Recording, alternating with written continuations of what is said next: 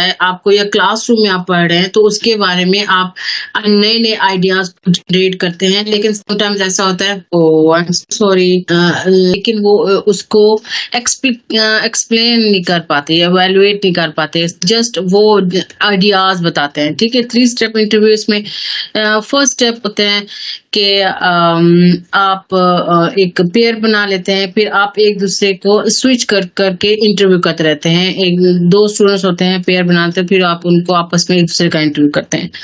Jigsaw होती है, jigsaw भी इसमें 5 स्टूडेंट्स यूजुअली होते हैं, 5 से ज़्यादा भी हो सकते हैं। और में पज़ल के ज़रिए भी आपको जो टास्क दिया जाता है वो भी सॉल्व कर सकते हैं। असाइनमेंट जो टॉपिक उस ग्रुप को दी जाती है ताकि उसको सॉल्व कर सकें। और छोटे बच्चों में एक पज़ल के ज़रिए से, चाहे वो क्या कहते हैं उसको, वुड की हो, प्लास्टर की हो, या कोई और एक्टिविटी हो, तो उसके ज़रिए से वो प्रॉब्लम उसने सॉल्व करना। थिंक पेयर शेयर है, इसमें स्टूडेंट जो है वो 1 मिनट्स के लिए चंद डेढ़ स्टूडेंट्स आपको तो इसमें चंद लम्हे के लिए, चंद मिनट्स के लिए स्टूडेंट सोचते हैं, फिर उसको सोच के जवाब देते हैं ताकि, और अपना और टीचर्स भी इतना उनको टाइम दे देते हैं कि आप आपस में सोचें भी नहीं, आपस में शेयर भी करें, फिर आप रिस्पॉन्स करें। ठीक है? अपने पार्टनर्स के साथ जब जो भी आपको एक 3 मिनट्स रिव्यू है, इसमें जो टीम मेंबर्स होते हैं 3 मिनट्स रिव्यू करते हैं। ठीक है? अगर आप लोगों को अपनी बुक से समझ नहीं आती, फॉर एग्जांपल बुक में अगर कॉम्प्लिकेटेड है थोड़ा-सा, तो ये बड़े ईज़ी बने होते हैं, तो इसलिए इसमें ज़रा ईज़ी सा दिया गया है। 3 मिनट्स इंटरव्यू होता है, इसमें आप एक जो भी आंसर क्वेश्चंस होते हैं उसको आप 3 मिनट्स में आपको क्लियर करनी पड़ती हैं, या डिस्कस करके जो भी चीज़ होती है आप उसको क्लियर करके एक्सप्लेन करते हैं। और नंबर्स हेड, इसमें जो एक टीम बनाई जाती है 4 की, 6 की, ये डिपेंड करता है टीचर्स पे या उस पे जो भी वो स्टूडेंट्स पे भी डिपेंड करता है कितनी आपकी क्लास है। हर मेंबर्स को 1 या 2 या 3 जो स्टूडेंट्स होते हैं उसको देते हैं। फिर उसको जब आप टीचर्स उसको, फॉर एग्जांपल 4 स्टूडेंट्स हैं तो उसको नंबर आप असाइन कर देते हैं, इसका ये नंबर, इसका नंबर। फिर आप उस नंबर से स्टूडेंट्स को बुलाते हैं कि आप ये वाला नंबर आ जाए, और अपनी जितनी भी आपको अंडरस्टैंडिंग हुई है, जितना भी और जितनी भी अंडरस्टैंडिंग हुई है, जितना भी टॉपिक डिस्कस हुआ है, उसके बारे में आपकी क्या राय है, आप क्या अंडरस्टैंडिंग इसके बारे में रखते हैं। तो अब ये बस ग्रुप भी एक 4 to 6 स्टूडेंट्स होते हैं। इसमें स्टूडेंट्स को एक टॉपिक ऐसे क्लास डिस्कशन के लिए तमाम जो भी होते हैं 4 to 6 टीम्स मेंबर्स होते हैं, या फिर वो जितने भी वो पेयर्स बना लेते हैं उसमें डिस्कशन करते हैं पूरी क्लास में कि अब हम क्या पढ़ने वाले हैं, या अब हम क्या इसको पढ़ेंगे। तो वो उसकी डिस्कशंस में थोड़ी सी उनकी प्रैक्टिस हो जाती है। तो टॉकिंग चिप्स होते हैं कि अब जो स्टूडेंट्स साइलेंट ऑब्जर्वर होते हैं उनको इनकरेज करते हैं कि आप भी जो भी प्रॉब्लम है, जो भी वो है डिस्कशन हो रही है, पार्टिसिपेट करें, ताकि वो भी बाकी स्टूडेंट्स की तरह पार्टिसिपेट करें।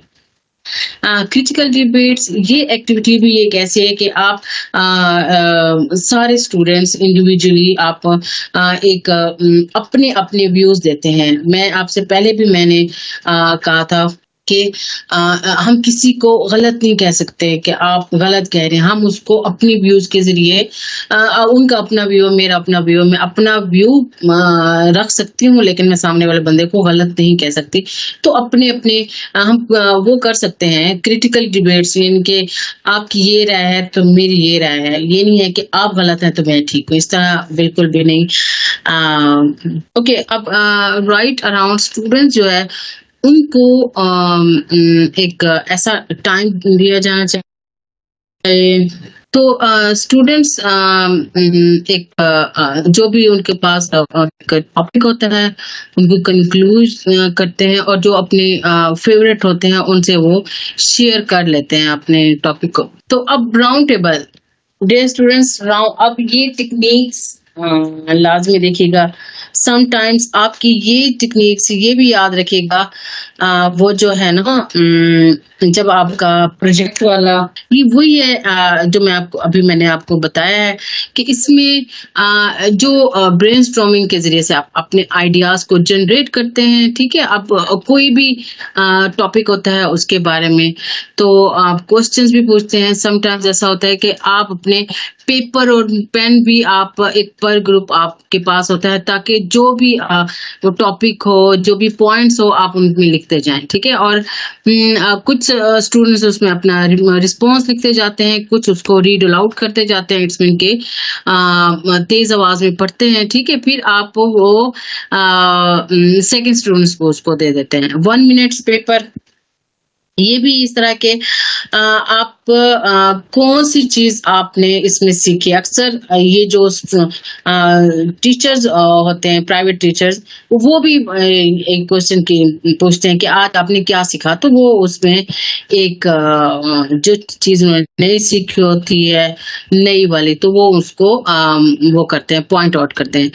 फोकस्ड लिसनिंग, जो भी टॉपिक हो, जो ब्रेनस्टॉर्मिंग के जरिए से जब आप एज ए टीचर स्टूडेंट से पूछते हैं, अपने आइडियाज उनको वो आपको बताते हैं, तो एक तरह से आप कंप्लीट जो भी डिस्कशंस होती हैं वो आपस में सुना करें, ताकि जो भी जो स्टूडेंट्स बोल रहे हैं, इवन टीचर्स बोल रही हैं किसी भी स्पेसिफिक टॉपिक के बारे में, आप एक अच्छे लिसनर भी हो। हम कहते हैं ना, आप अगर रीड अलाउड करेंगे, अच्छे रीडर बन जाएंगे, तो आप कामयाब हो जाएंगे।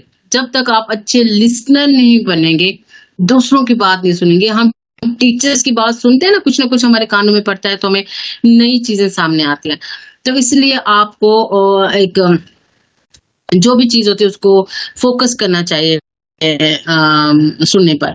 प्रॉब्लम सॉल्विंग है, इसमें जो भी टॉपिक दिया जाता है आपको, उसमें आप कोऑपरेटिव लर्निंग के जरिए से, या जो पार्टिसिपेंट्स होते हैं उसको प्रॉब्लम सॉल्विंग की तरफ जाते हैं। जो भी टॉपिक होता है, जो भी डिस्कशंस के जा रहे होते हैं, फिर उनको एक कंक्लूजन की तरफ जाते हैं। ठीक है, ताकि वो सॉल्व हो सके।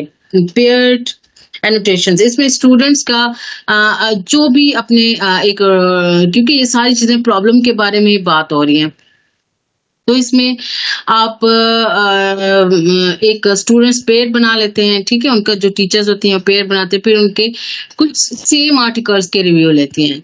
ठीक है, अगर आप वो चैप्टर भी हो सकते हैं, आप जो भी आपकी उसी वक्त गिवन आपको टॉपिक दिया जाता है, या फिर आपको जो टॉपिक असाइन कर लिया जाता है, क्योंकि एक चीज के बारे में हमें हमारी जो ओपिनियन है डिफरेंट होती है, तो इसमें वो कर लेते हैं। इसमें अब जो structure learning team groups rules, इसमें जो रूल्स होते हैं कि अब ग्रुप जो होते हैं एक दूसरे के साथ किस तरह वो काम कर सकते हैं। अब एक ग्रुप बना होता है, दूसरे ग्रुप में वो अपनी जो भी उस सिटिंग वो होती है, एक्टिविटी होती है, वो एक ग्रुप से दूसरे ग्रुप में रोटेट होते रहते हैं। ठीक है ना, ताकि हर किसी की अपने वो एक्टिविटी, अगर एक उसको फाइनल कर दे तो दूसरे में वो चला जाए, इस तरह रोटेट होती रहती है, फिरती रहती है।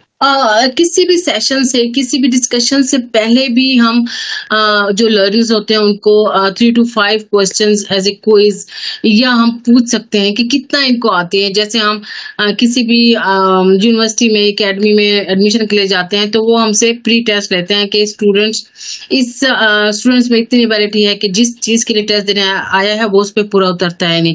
इसी तरह वो क्वेश्चन या क्विज वगैरह पूछते हैं, ताकि उनको हम एक पार्टिकुलर क्वेश्चंस होते हैं जिसमें देखना चाहते हैं क्लियर है या नहीं। फिर उसके बाद वो एक पोस्ट टेस्ट लेते हैं, जो उन्होंने लेक्चर दे दिया हो या फिर उन्होंने टेस्ट ले लिया, फिर उसके बाद उसका रिजल्ट देखते हैं।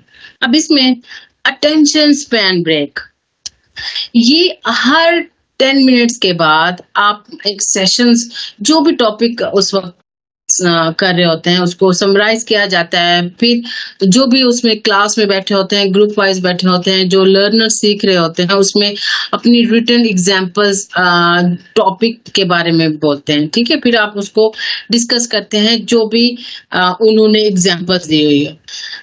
और इसमें लर्निंग टेक्निक्स दोबारा से वो है कि एक्चुअली में ये मिक्स है, कभी स्ट्रेटजीज आ जाती हैं, कभी उसकी टेक्निक्स आ जाती हैं। सेंड अ प्रॉब्लम आप एक किसी भी ग्रुप में कोई टॉपिक को डिस्कस करने के लिए, उसका मटेरियल को डिस्कस करने के लिए, फिर उस जब एक चीज डिस्कस हो जाती है तो उसका सोल्यूशन आ जाता है हमारे पास, ठीक है, जो इंफॉर्मेशंस भी आ जाती हैं। तो इसलिए प्रॉब्लम्स को हम एक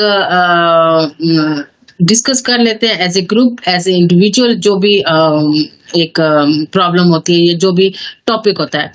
वैल्यू लाइन, इसमें हेटेरोजेनियस ग्रुप होते हैं, ठीक है। हेटेरोजेनियस ग्रुप मैंने आप लोगों ने ही बताया था, बल्कि दोबारा से मुझे बताया हेटेरोजेनियस ग्रुप क्या होते हैं। इसमें एज इसमें नहीं देखी जाती, और ना ही कि married unmarried, religion, culture, colour, ठीक है ना।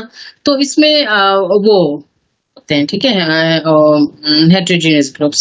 तो इसमें आप जो भी इश्यूज होते हैं, जो भी टॉपिक्स होते हैं, उसको एक टास्क जो भी दिया जाता है, उसको हर मेंबर अपने अपने तरीके से उसको एक्सप्लेन करता है, डिटरमिन करके क्या आपने क्या बोलना है, इस टॉपिक का क्या रिजल्ट निकलना है, ठीक है। तो इसमें मेन जो बात है, इसमें हेटेरोजेनियस ग्रुप बनाए जाते हैं। टीम एक्सपेक्टेशंस, इसमें ग्रुप जो है वो as a way of monitor use कर सकता है। अब इसमें इंडिविजुअल जो होते हैं एक ग्रुप में कंट्रीब्यूट कर सकते हैं, ठीक है। अब एक ग्रुप बना होता है तो उसमें एज ए हम एक इंडिविजुअल को मॉनिटर करने के लिए दे देते हैं, फिर उसको एवेल्युएट करते हैं उस ग्रुप को। वो जो असाइन किया जाता है उसमें इंडिविजुअल मॉनिटर को, ताकि उस ग्रुप को देखे, उसको एवेल्युएट करे उसकी पार्टिसिपेशन। और checking learner understanding after 15 to 25 minutes, जो भी लेक्चर्स होता है, एक लर्नर सुन रहे होते हैं, देखते हैं कि 2 मिनट्स में उन्होंने कितना हर 2 मिनट्स के बाद उन्होंने कितना सीखा है। जैसे समटाइम्स हम भी आपसे क्वेश्चंस पूछ लेते हैं, थिंक पेयर शेयर है, ये कोऑपरेटिव लर्निंग टेक्निक्स है। इसमें देखते हैं कि जो होता है, या जो मल्टीपल क्वेश्चंस अक्सर पूछे जाते हैं इसमें, तो वो एक फैक्ट बेस पे ऊपर होता है, वो सारी आपके अंडरस्टैंडिंग पे बेस करते हैं। अगर एमसीक्यूज हम तब सॉल्व कर सकते हैं जब हमारे डिफरेंट टॉपिक्स पे अंडरस्टैंडिंग होती है, अदरवाइज हम रट्टे से तुक्के से कभी भी पास नहीं हो सकते हैं एमसीक्यूज को। देखिए क्विज में मेरा नहीं ख्याल कि आप तुक्के से 19, 20, 18, 15 लेके आए हैं, ठीक है। कुछ ना कुछ आप उनके कंसेप्ट भी क्लियर है, कुछ ना आपकी अंडरस्टैंडिंग भी है, ठीक है ना। तो वो फिर आप उसको मैक्सिमम करने की कोशिश करते हैं। बस अनफॉर्चुनेटली किसी के अगर नेट का इशू ना हो तो वो मेरा नहीं ख्याल के अगर आपके कंसेप्ट क्लियर हो, आपको अच्छी अंडरस्टैंडिंग हो, तो आप उसको 20 आउट ऑफ 20 गेन कर सकते हैं, ठीक है। तो मेकिंग मटेरियल रेलेवेंट, इसमें एक क्लिप्स दिखाया जाता है मूवी का, सेगमेंट का, फिर उसके बारे में उसी सेशन में स्टूडेंट से पूछा जाता है इसके बारे। चेंजिंग पीपल्स माइंड, जो भी सेशंस होते हैं उसमें आप लोगों के देखते हैं कि एटीट्यूड क्या है, ठीक है। और इसमें डिस्कशन जब कर रहे होते हैं तो उसमें एक क्योंकि समटाइम्स ऐसा होता है आप, तो इसमें आपकी जो भी एक्सपीरियंसेस होता है वो आपकी इस लर्निंग गोल में किस तरह से मैच करता है, जो भी टॉपिक आप कर रहे हो, ठीक है, उसके बारे में फिर आपको आप अपने एक्सपीरियंस उसके साथ मैच करते हैं कि ये आपकी लर्निंग गोल के साथ मीट करता है या नहीं करता, उसके बारे में आपकी कितनी अंडरस्टैंडिंग है। डिस्कशन क्वेश्चंस होते हैं, कुछ ऐसे पॉइंट पर आप ग्रुप्स में 2 या 4 ऐसे लर्नर्स होते हैं जो केयरफुली वो कर लेते हैं, क्वेश्चंस को प्रिपेयर कर लेते हैं डिस्कशन करने के लिए, ताकि वो अगर आप सारी क्लास नहीं हो सकती या एक ग्रुप पूरा ग्रुप नहीं हो सकता, तो उसमें से कुछ जो स्टूडेंट्स होते हैं वो तैयार कर लेते हैं ताकि वो डिस्कशन में पार्टिसिपेट कर सके। ग्रुप एक्टिविटीज हैं डिफरेंट, आप स्मॉल ग्रुप भी बनाए जाते हैं इसमें, और आप इसमें देखते हैं कि आप की जो डिस्कशंस हो चुकी होती हैं तो उसमें आप अपनी ग्रुप एक्टिविटीज करते हैं। समटाइम्स प्रैक्टिकल भी होते हैं, समटाइम्स हम अपनी एक डिस्कशंस को भी एक्टिविटी समझते हैं। और एंड में जब आप सेशंस आपका कंप्लीट हो जाता है तो आप उस टॉपिक को या जो उस टॉपिक जो आपको टास्क दिया गया उसको एवेलुएट करते हैं, फिर उसको समराइज करते हैं एक शॉर्ट पैराग्राफ में। ठीक है, hints for better learning groups, इसमें समटाइम्स जब आप समराइज कर लेते हैं, एवेलुएट कर लेते हैं, उसको एक शॉर्ट पैराग्राफ में चेंज कर लेते हैं, तो वो आपके लिए एक रिकमेंडेशंस भी होती हैं। क्लास को इस तरह से डिस्ट्रीब्यूट किया जाता है ताकि वो आप उस जो हिंट दिए गए हैं आपको बेटर लर्निंग के, अच्छी अंडरस्टैंडिंग के लिए, तो आप उसको गेन कर सके, इसलिए उसके ग्रुप्स बना दिए जाते हैं। और एक जो भी सजेशंस होते हैं, जो भी रिकमेंडेशंस होती हैं, वो आप उनको देते हैं। टॉलरेंस में होता है, आपकी क्रिटिकल थिंकिंग में इजाफा होता है। ठीक है, इसमें सेंस ऑफ कम्युनिटी बिल्डअप होती है, मेथड्स आपका इम्प्रूव होता है। ठीक है, आप रिस्पॉन्सिबल बन जाते हैं, आप नॉलेज एक दूसरे से इंफॉर्मेशन शेयर करते हैं, बहुत सारे इसमें जितना भी एडवांटेजेस आपको आते हैं वो सारे दिखदार हैं। ठीक है, कोऑपरेटिव लर्निंग एक ऐसा मेथड है, ऐसा तरीका है जहां आप आपस में जो स्टूडेंट्स होते हैं स्मॉल ग्रुप में काम करते हैं। किस लिए काम करते हैं? जो आपको टास्क दिया गया है या जो आप के लर्निंग गोल्स हैं उसको अचीव करने के लिए, लेकिन आप उसको टीचर्स की गाइडेंस में, ये नहीं है कि आप अपनी मर्जी से उसमें खुद से वो कर लें, कोऑपरेटिव लर्निंग कर लें। ठीक है, ठीक है।